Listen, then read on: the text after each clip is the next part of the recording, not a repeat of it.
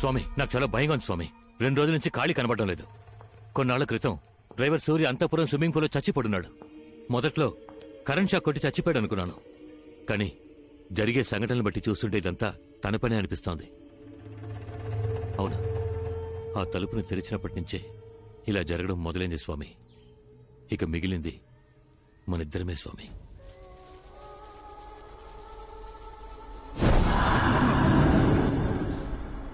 అదొచ్చేసింది. ఎలా? నువ్వు ఒంటరిగానే వచ్చావు?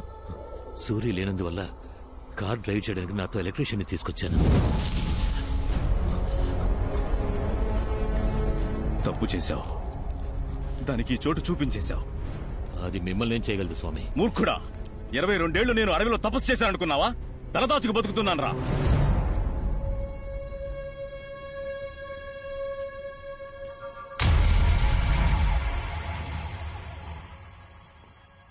రాఘవ, నువ్వెందుకు ఇక్కడికి?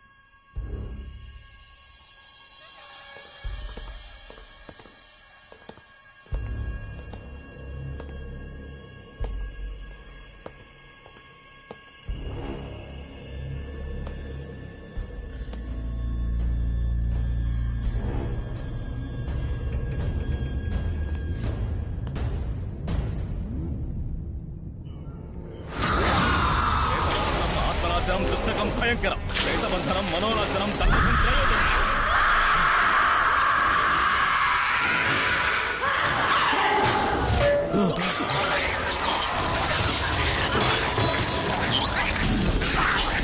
స్వామి రండి స్వామి, వెళ్ళిపోదాం. దాన్ని వదిలేస్తే అది మనల్ని మళ్లీ వెతుక్కుంటూ వస్తుంది. నువ్వు ఈ కలస తీర్థంతో ఇక్కడే ఉండు. నేను అమ్మవారికి ధారపోసిన చీరతో దాన్ని బంధిస్తాను.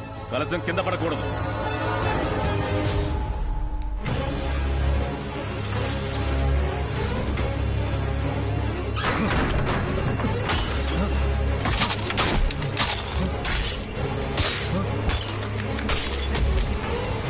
స్వామి ఏంటా శబ్దం స్వామి?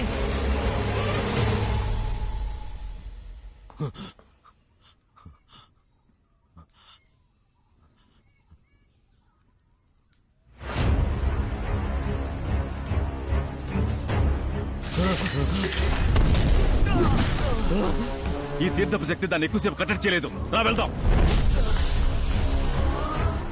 మనం ప్రాణాలతో ఉండాలంటే గుళ్ళోకి వెళ్లాల్సిందే.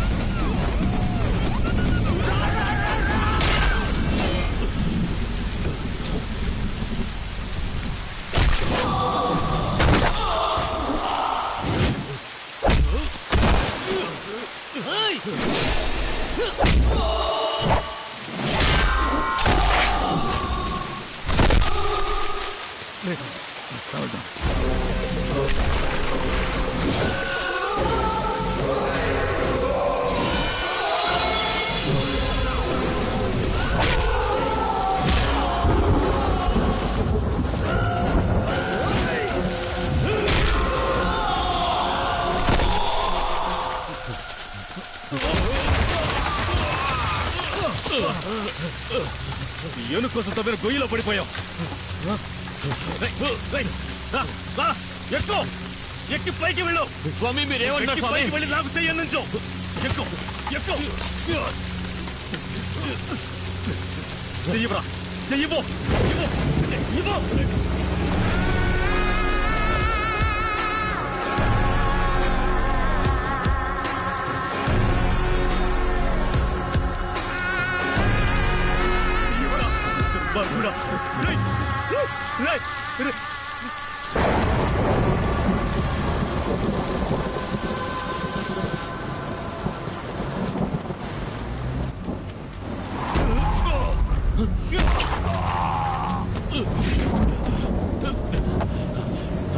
బండిది సార్ ఏమైంది? రాఘవేడి? బండి తీవయ్యా. అలాగే సార్.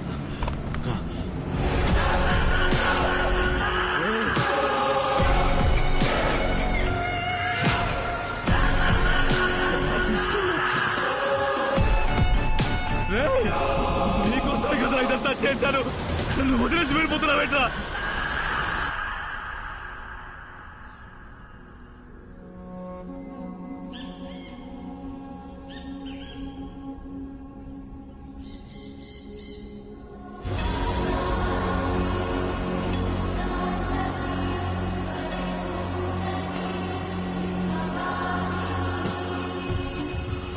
ఈ అమ్మవారు మహాశక్తి స్వరూపం. అసలేం జరిగిందో మీరు నిజం చెప్తేనే మేము మిమ్మల్ని కాపాడుకుంటాం.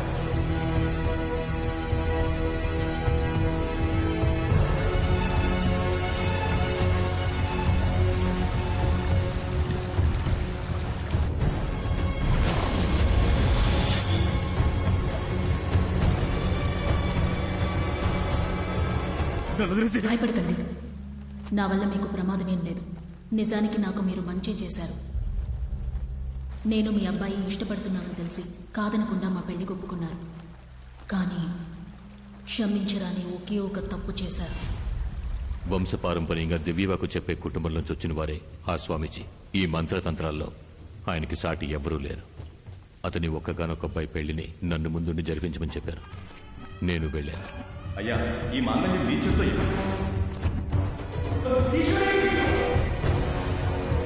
నీ అందానికి నువ్వు ఉండాల్సిన చోటు ఇది కాదు. ఏం దిగులు పడకండి, నేను తన్ని మహారాణిలా చూసుకుంటాను. మీ మీద నీ మీద నీ మీద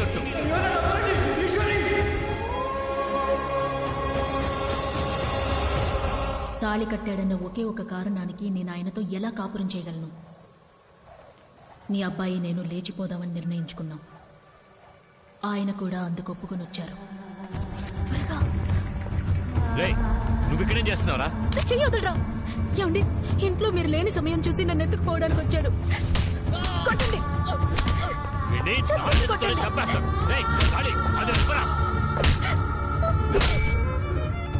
అతను తన్నులు తినడం చూసి నేను తట్టుకోలేకపోయాను. కానీ అతన్ని కాపాడాలని నిజం చెప్పుంటే నన్ను చంపేసుండేవారు. నేను చనిపోతానని కూడా నాకు బాధ లేదు. కానీ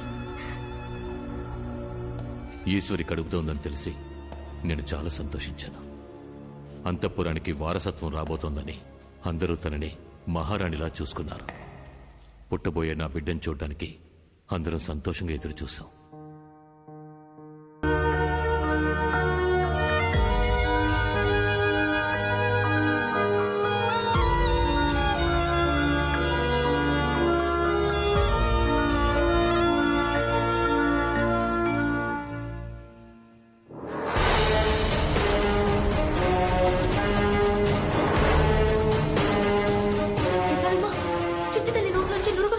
విషం పట్టిస్తే నురగ తప్పకుండా వస్తుంది. విషమా? అవును. ఎవరికో పుట్టబోయే బిడ్డ కోసం నువ్వు ఇన్ని రోజులు నా చేత సేవలు చేయించుకున్నావే, అందుకేనే నీ చేతులతోనే దానికి విషం ఇచ్చేలా చేశాను. నెత్తి మీద మచ్చ, చేతికి 6 వేళ్లు. నాకే ద్రోహం చేసావు కదా. విశాలమ్మా, అయ్యా, ఈ బిడ్డ గురించి బయట ఎవరికి తెలియకూడదు. చంపేదాన్ని. బిడ్డని ఇవ్వవే. చెప్పండి, ఇవ్వవే. ఇవ్వండి, ఇవ్వండి, ఇవ్వండి. విశాలమ్మా, బిడ్డను తీసుకెళ్ళు. ఇంత చేసి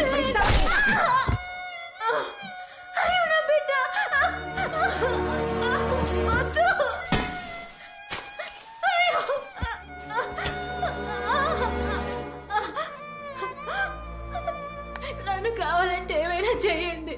నా చిట్టు తల్లి నేను చేయకండి. ఏమే, అడ్డమైన వాడికి పుట్టిన బిడ్డ అంతఃపురానికి వారసుడు అవుతుందా? బిడ్డ పుట్టిన తర్వాత జరిగిందంతా మీతో చెప్పి నేను నా బిడ్డ ఎక్కడికైనా వెళ్ళిపోదాం అనుకున్నాం. దయచేసి నా కూతురిని నాకు ఇచ్చేయండి. అయ్యా, ఏంటి ఇది ఇంకా చావలేదు. ఇంకాస్త విషయాన్ని ఇచ్చి చంపే. చంపేదాన్ని.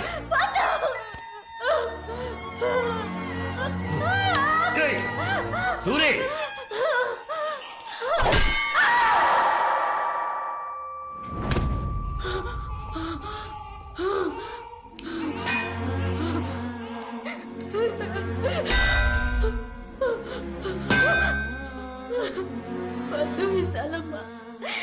నీది ఆడ మనసేగా, నా కష్టం నీకు అర్థం కావట్లేదా? దయచేసి విషయం తాగించుకో. అన్నయ్య, నిన్నేగా మీ భార్య ప్రసవించింది. ఓ బిడ్డ వీళ్ళు వెంటో మీకు తెలుసు. దయచేసి నా కూతురిని కాపాడండి.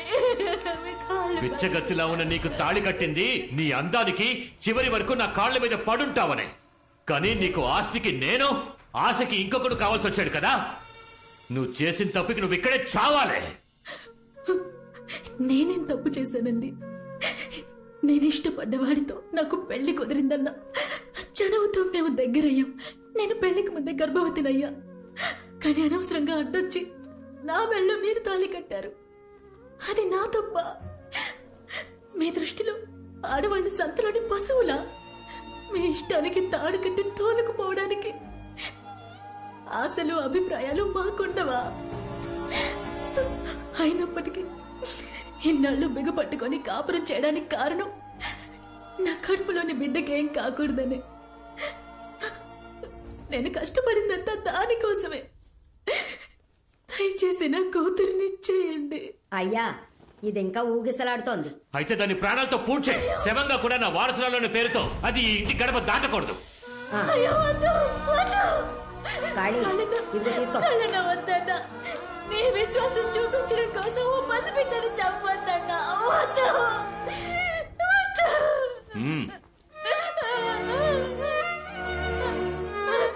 అయ్యో, చెట్టు తల్లి, అమ్మని క్షమించు.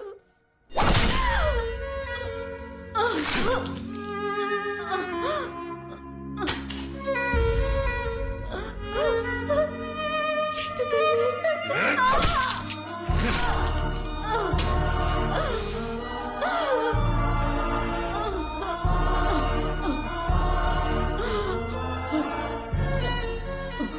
నా కడుపున నువ్వు పుట్టడం తప్ప నువ్వే తప్పు చేయలేదమ్మా. మరెందుకు నీకే పరిస్థితి? నేను కాపాడలేకపోయాను తల్లి. అమ్మా, ఈ అమ్మని క్షమించరా.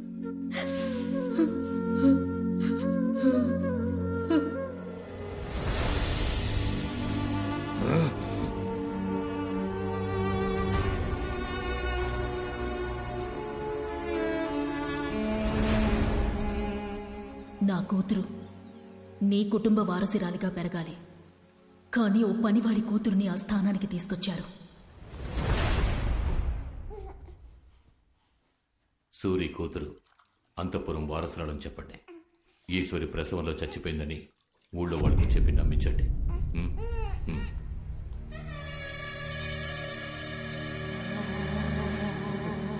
తన కాళ్ళకి మట్టి అంటుకుంటేనే నేను చూడలేను. మహారాణిలా చూసుకున్నాను. నా చేతులతో మట్టి ఎలా? తనతో పాటు నన్ను పూర్తి చేయండి రా. మీకు పుట్టిన పసిగుడ్డు యువరాణి. తన కోసమైనా మీరు ధైర్యంగా ఉండాలి కదా. ఆ పిల్ల గురించి మాట్లాడకండి. దానివల్లే నా ఈశ్వరి నాకు దూరం అయిపోయింది. ఈశ్వరి,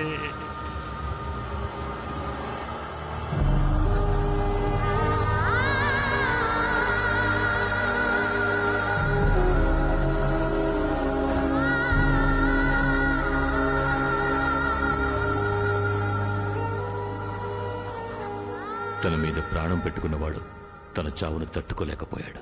తనతో బతకాలన్న వాడి ఆశ అప్పుడు కసిగా మారింది. దాని శవాన్ని పూడ్చేసి వచ్చిన రాత్రి ప్రాణప్రేద సూత్రాన్ని చేయడం మొదలుపెట్టాడు. అంటే ఏంటి? అదో మహత్తర పూజ. చనిపోయాక దేహానికి మళ్లీ ప్రాణప్రతిష్ఠ చేసే మహావిద్య. కానీ కొన్ని వందల సంవత్సరాల మునిపే అది ప్రయోగంలో లేదు.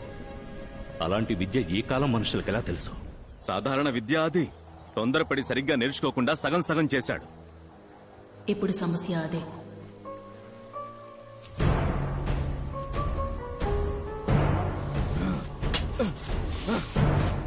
నాలుగు రోజులు రాత్రింబవళ్లు నిర్విఘ్నంగా పూజ చేశారు.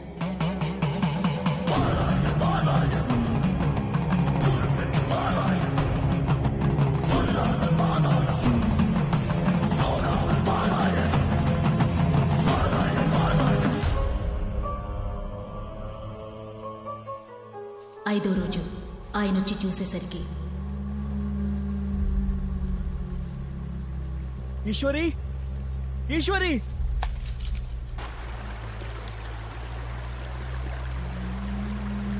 ఈశ్వరి,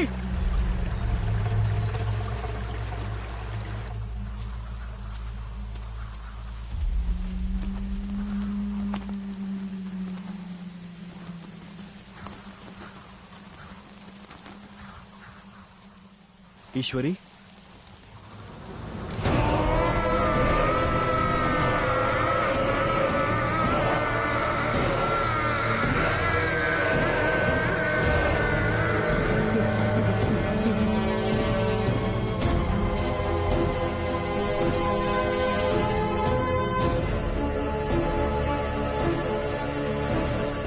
ఆ తర్వాత దాన్ని పూడ్చిపెట్టిన అడవిలోని ఆత్మగా తిరుగుతోందని ఊళ్ళో కొంతమంది గుసగుసలాడుకున్నారు. ఒకరోజు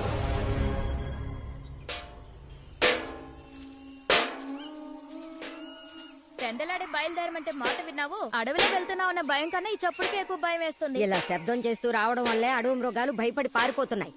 ఈ అడవిలో రాణి దెయ్యంగా తిరుగుతుందని అందరూ అంటున్నారు విశాలమ్మ.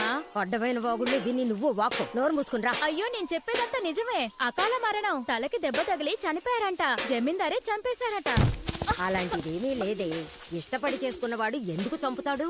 అది దురదృష్టవంతురాలు. దానికి రాసి పెట్టింది అంతే. అల్పాయుష్తో పోయింది.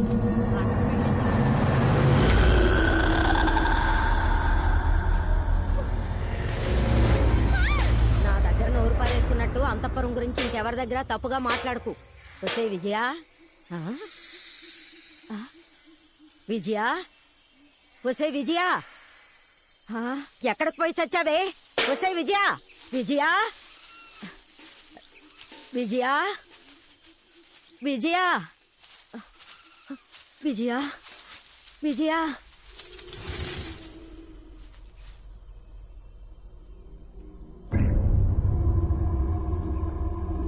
విజయ, ఎవరది?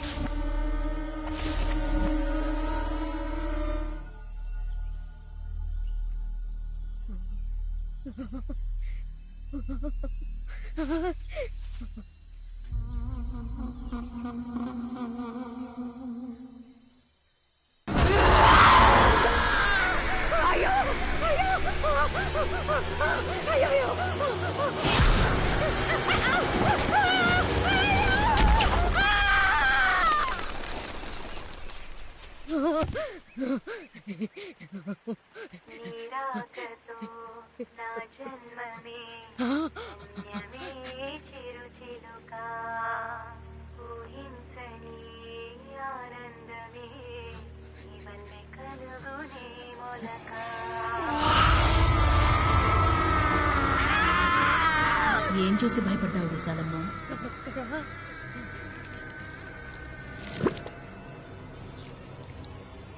దీని సంగతి ఏం లేదు. వచ్చిన బిడ్డని చూడు, ఎంత అందంగా ఉందో. రా, వచ్చి చూడు విశాలమ్మ. నా కూతుర్ని చూడు, అచ్చం నాలాగే ఉంది కదా. అబ్బ చూడు.